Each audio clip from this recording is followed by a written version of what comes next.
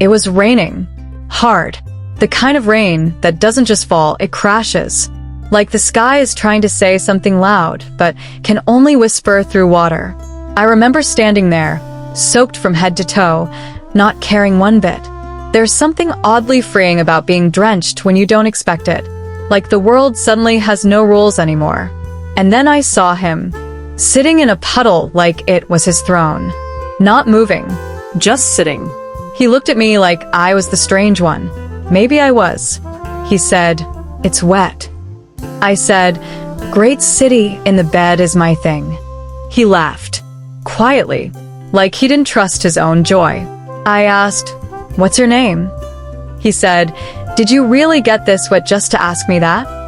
No, irraplia. "But first, your name." He paused. Then, Dustin. "Okay," I said. "Now, let's talk coffee." We sat in silence for a moment after ordering. The cafe was warm. Too warm. But the rain outside made the heat feel earned. Like we'd paid for it with our soaked clothes. He looked up. "So what happened here?" I shrugged. "An accident. If you know what I mean." He smiled again. That same quiet smile. 2 coffees came. Steam rising like tiny ghosts between us. I had to go, but something held me back. "When?" he asked. "Whenever you say." "Okay." And just like that, we left the door open. The next day, I got a call. It wasn't from who I expected. A woman's voice. Calm, professional. "You're hired," she said. "For what?" "The driver position." "Didn't they tell you?" "You start today." I thought this was an interview. "They liked you. No questions needed." I blinked. "All right. Where do I go?" She gave me an address.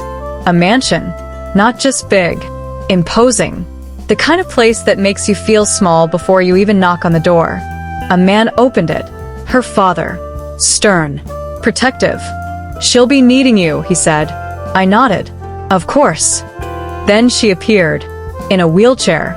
Not fragile. Not weak. Just different. And somehow, instantly familiar.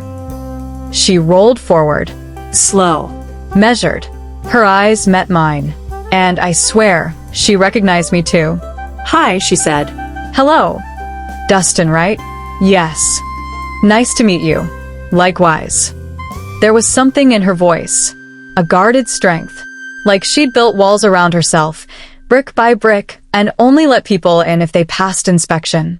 Her father leaned in. "Take care of her." I nodded. "Of course." Then out of nowhere, she said, "Wait, we've met before." I blinked. "What?" "In the rain. You were sitting in the puddle." "Oh." I smiled. "Yeah." I remember. She told me later that she gave me the job because of that moment. Not because I impressed anyone in the interview. Because I remembered her. Even though she barely spoke that day. "You didn't lose my number," she said. "No, irraplia." "You dropped it in the puddle." She laughed. "Well, it wasn't even mine, anyway." "What?" "I gave you a pizza place number. I give it to everyone."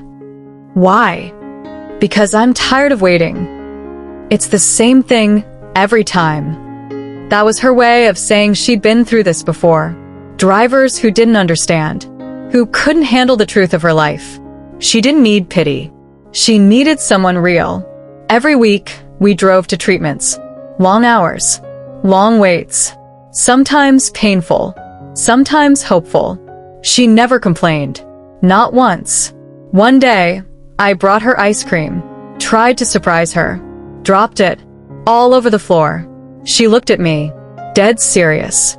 "You dropped it." I panicked. "I'm sorry." "I'll clean it up tonight." She stared. Then burst out laughing. "That was terrible," she said. "But worth it," I added. "Definitely." Those moments became rare treasures. Little sparks of light in a heavy routine. Her father introduced me to someone else. Another guy. Young. Confident. Rich. "This is Anthony," he said. "He's interested in marrying Chloe." Chloe stiffened. Anthony smiled. "I think we'd make a great match." Chloe didn't respond. Just looked at me. "Later," she snapped.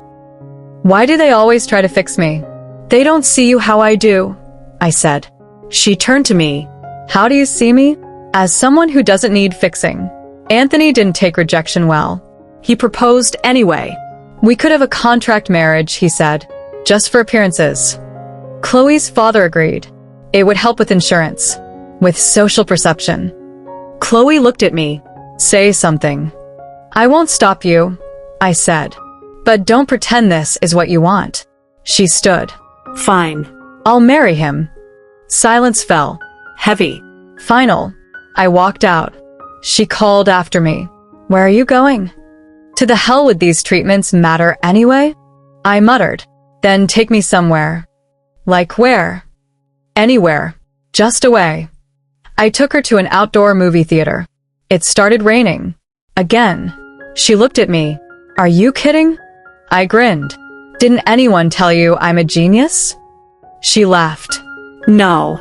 Well, now you know. The movie played. Neither of us paid attention. We talked instead. About everything. About nothing. She said, my dad used to invite guys over. I think he paid them to keep me company. I wouldn't need payment, I said. She looked at me. Why not? Because you're not alone. The wedding was scheduled. 2 weeks away. I kept driving her. Kept smiling. Kept pretending. One night, she said, why do you still come? Because you asked me to. But I'm marrying someone else. I know. Then why stay? Because I love you. She didn't answer. Just looked away. On the morning of the wedding, I showed up early. She was already dressed. Ready. Beautiful. She looked at me. Thank you. For what? For everything. I nodded. You're welcome. She handed me a piece of paper. Here. What is it? My real phone number. Keep it this time. I folded it. Put it in my pocket. Said goodbye. Left. I went home. Sat in silence. Watched the rain hit the window. I knew I'd never see her again. Not unless she came back.